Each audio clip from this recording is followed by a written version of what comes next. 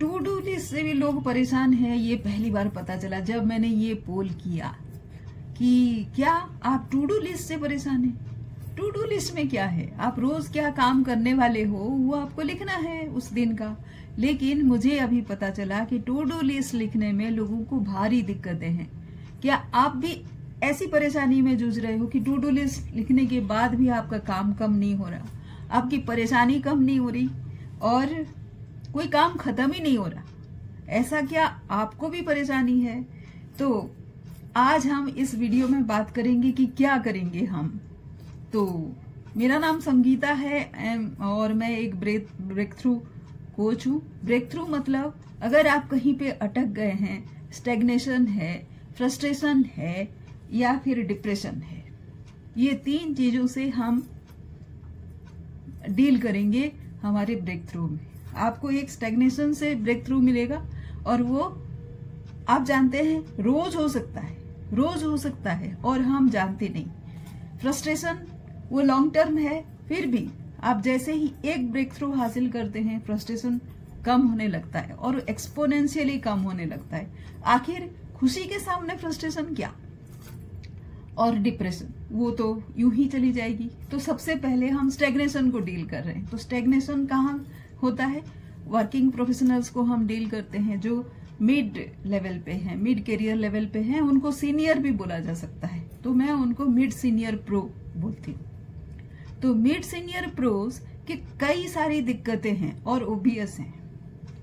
सारी कुछ जिंदगी में अच्छी तो नहीं चलती है, कुछ ना कुछ प्रॉब्लम्स तो आते ही रहते हैं। तो उससे आप स्टेग्नेट हो जाएं, ये कोई बहादुरी की बात थोड़े है। तो आप लीडर कैसे बनेंगे? आप तो लीडर हो ना। मिड सीनियर प्रो मतलब आप में लीडरशिप क्वालिटी है। ये अलग बात है कि आपके ऑफिस में आपकी सिचुएशन, आपके सर्कमस्टेंसेस आपको लीड करने नहीं देती। कोई आपको लीड करने नहीं देगा, ये मान लो। लेकिन आप खुद को तो लीड कर सकते हो ना, और आप एग्जाम्पल बन सकते हो दूसरे के लिए। आखिर कब तक वो नेगेटिविटी में जूझेंगे?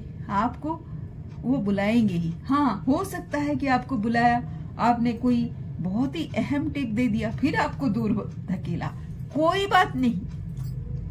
आपका एक पर्सनल कोड ऑफ कंडक्ट अगर एस्टेब्लिश हो जाए तो ऐसे आना जाना में भी आप बहुत ही इम्पोर्टेंट कंट्रीब्यूशन दे सकते हैं, और वो इम्पोर्टेंट है। लाइफ में कहीं पे भी मीनिंगफुल होना सबसे ज्यादा इम्पोर्टेंट है। उसके बदले आप किससे रिकॉग्निशन मांग रहे हैं? वो जो किसी लायक नहीं थे इसलिए आपको बुलाया, तो वो तो लायक नहीं है ना। आप उनसे उम्मीद मत कीजिए रिकॉग्निशन की। रिकॉग्निशन आप खुद का बनाइए और आपका बॉडी लैंग्वेज बताएगा कि आप कितने खुश हैं और आपको फर्क ही नहीं पड़ता। अगर ये है तो आप सबसे पहले कहां से शुरू करोगे? To do list one of those things. वैसे शुरू तो आप बहुत सारी और चीजों से भी कर सकते हो, लेकिन अभी हम टू डू लिस्ट की बात कर रहे हैं तो इसी की बात कर रहे हैं।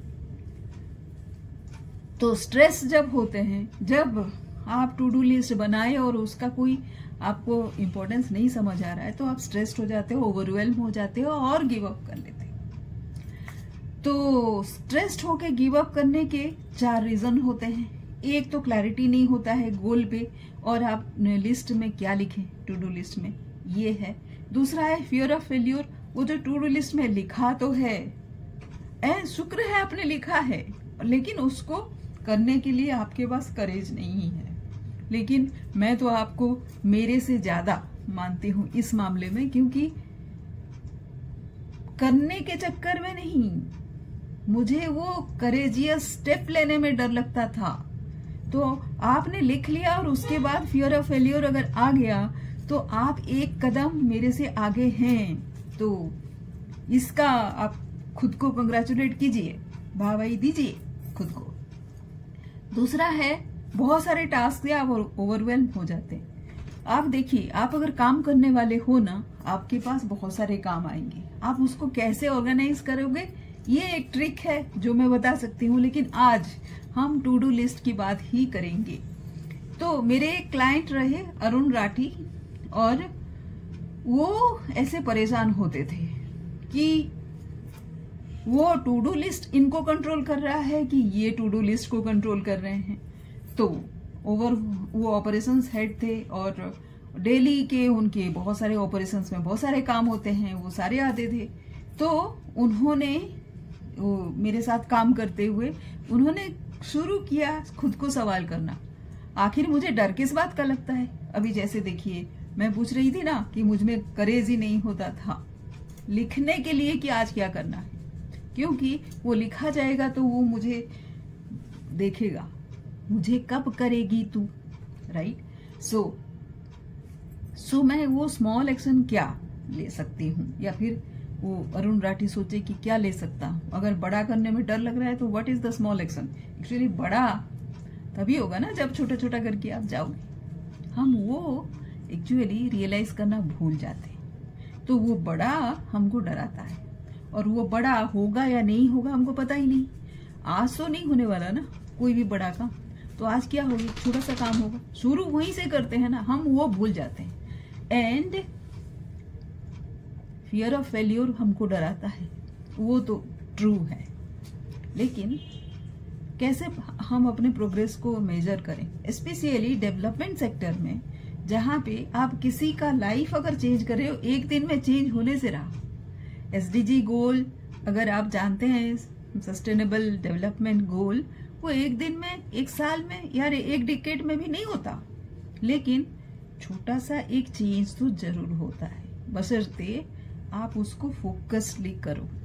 आपका रोड मैप बना है कि आज ये करोगे, कल आप वो करोगे, कल सारे में सक्सेस होगा, इसका गारंटी कभी कोई नहीं दे सकता, लेकिन आप वो टास्क करोगे इर्रेस्पेक्टिव ऑफ आपको सक्सेस मिलता है कि फेल्योर, ये आपके कंट्रोल में है। और यहाँ डर लगता है, तो डर एक परसेप्शन है और ये माइंडसेट का इशू है। तो आप माइंडसेट को पहले देख लो, छोटा एक्शन लेके देख लो, और एक सिस्टम ऑफ अकाउंटेबिलिटी देख लो। बड़े एक्शन के लिए किसी को अकाउंटेबल करें तो बोलेगा वो क्या हुआ, हुआ नहीं हुआ वो काम जो तूने बनाया था। लेकिन छोटे एक्शन अगर नहीं भी हुआ तो आप किसी को समझा सकते हो कि क्यों नहीं हुआ। और इस तरह से उन्होंने भी किया, और उन्होंने और भी पूछा कि why am I avoiding this task, इससे बच क्यों रहा। यहाँ पे सक्सेस अगर हो जाए तो ये किस तरह का सक्सेस होगा, क्या दूसरे डिसअपॉइंट होंगे मेरे से, या फिर मैं खुद से डिसअपॉइंट हो जाऊंगा। और what is the worst that can happen, अगर फेलियर हो भी गया तो क्या। तो इससे उनका परसेप्शन, पूरा माइंडसेट बदल गया, और बदल जाता है। आप देखो ना, आप फिर डिपेंडेंट नहीं हो तो हमको फर्क ही नहीं पड़ता कि कोई क्या सोचता है। आपको फर्क पड़ता है अगर आप बुरा सोचते हो अपने बारे में, लेकिन बुरा तो तब भी सोचोगे ना जब आपने कोई कदम ही नहीं उठाया। तो उससे तो अच्छा है कि आपने कदम उठाया और थोड़ा सा फेल्योर हो गया।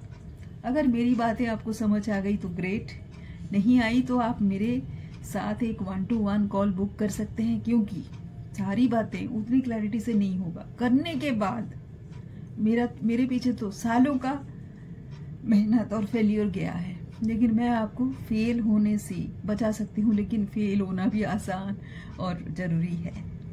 तो कैसे इसको हार्मलेस फेलियर बनाएं, उसके बारे में हम बात कर सकते हैं। Thank you.